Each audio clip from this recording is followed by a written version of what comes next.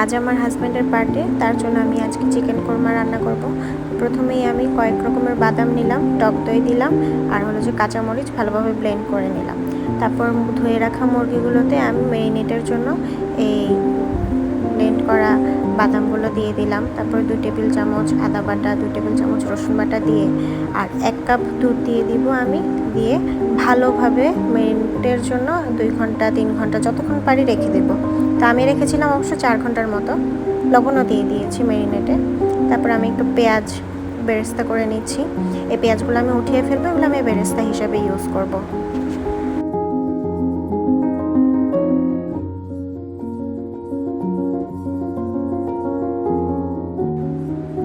তারপর আবার পেঁয়াজ দিচ্ছি। পেঁয়াজগুলো লাল লাল হয়ে গেলে আমার ম্যারিনেট করা মাংসগুলো পেঁয়াজের উপরে দিয়ে দিব।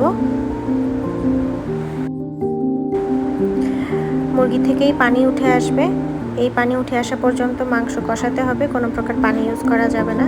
তারপর আমি 2 চামচ ধনে গুঁড়া আর 2 চামচ জিরা গুঁড়া দিয়ে দিচ্ছি।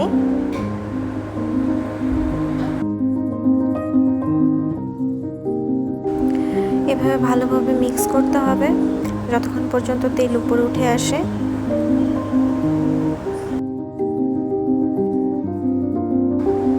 পানি দেওয়ার প্রয়োজন যদি হয় তাহলে এখানে একটু গরম পানি ব্যবহার করতে পারেন, আর না হয় পুরো রান্নাটাই কিন্তু দুধ দিয়ে করতে হবে। দুধ দিয়ে না করলে রান্নাটা ভালো হবে না।